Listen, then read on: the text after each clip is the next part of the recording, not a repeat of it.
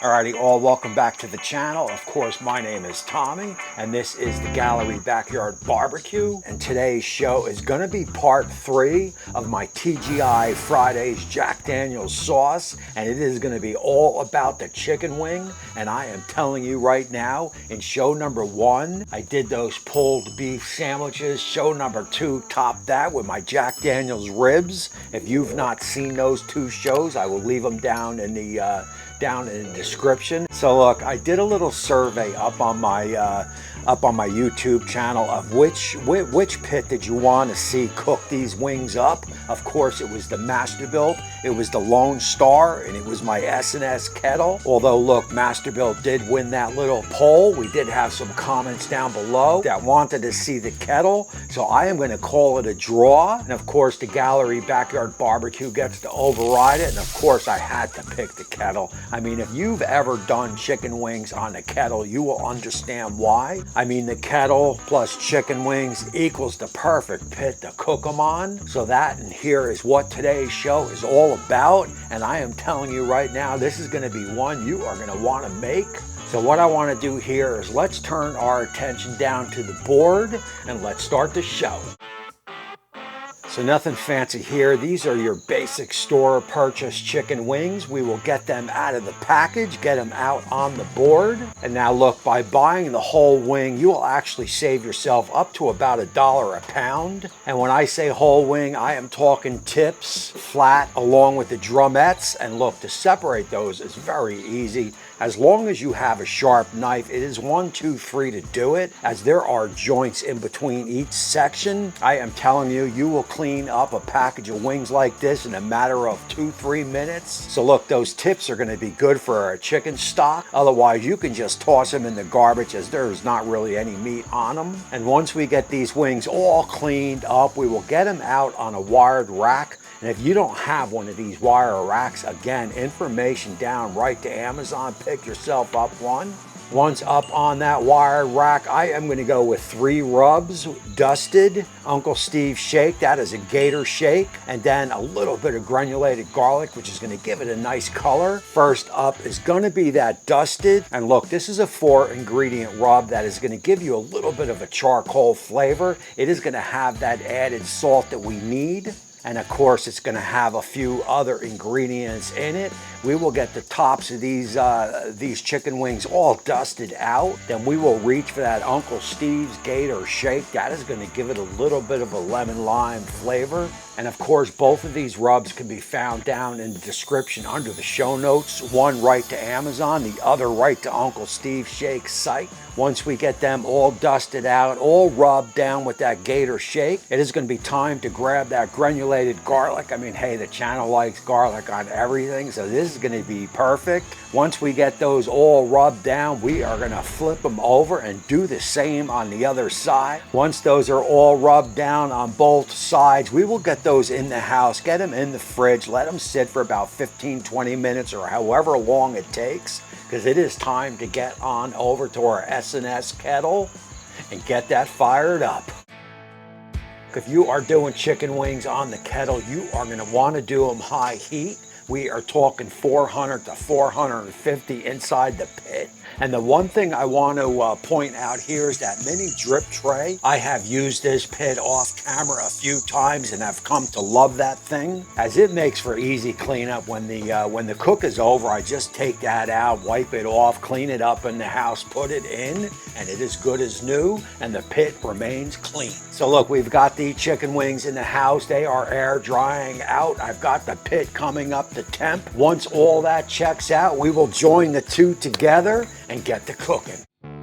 So we have reached the proper temperature on that kettle. I am talking 425 Fahrenheit. I will load those chicken wings up. All vents will remain open, and I will just let them cook 20 minutes. After that 20 minutes, I will bring you guys back.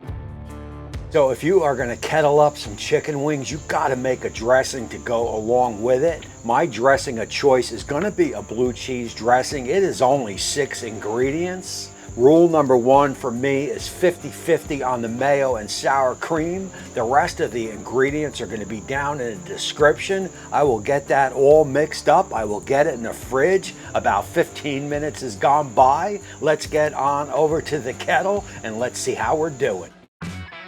20 minutes in at 400 or so is going to get you about halfway done. If you don't like charred out skin like the channel does, you can just skip this and move on to the next step.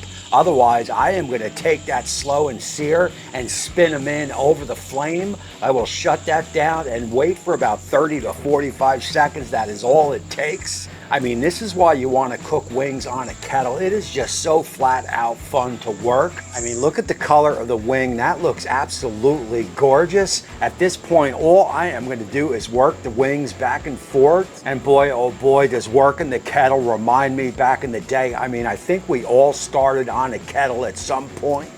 I will take some of those charred wings. I've got the colder zone over there.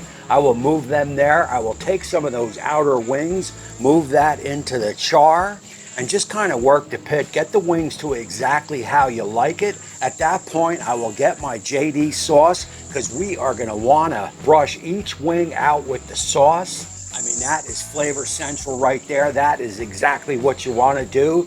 After you get those wings all brushed out with one coat, we can shut that down. We've got about another 15 minutes to go. That is going to bring you to that perfect temperature of about 180, 185. At that time, I will bring you guys back and we will take it on to the next and last step. 40 minutes at 400, that is going to take you to that perfect 180 to 185 Fahrenheit. That is where you want to be for a nice crispy chicken wing. So look, before I am going to take these wings off, I will give them one more last spin into the heat. I told you guys I like the char on my chicken wings and I wasn't joking. And I got to tell you, that looks absolutely amazing with that glow underneath that chicken, charring up those wings. And it is time to spin those out of the flame. I've got a bowl ready with some JD sauce in it. I will start removing those wings into the sauce. I mean, you know where we are going from here. We will give it a couple flips over the heat.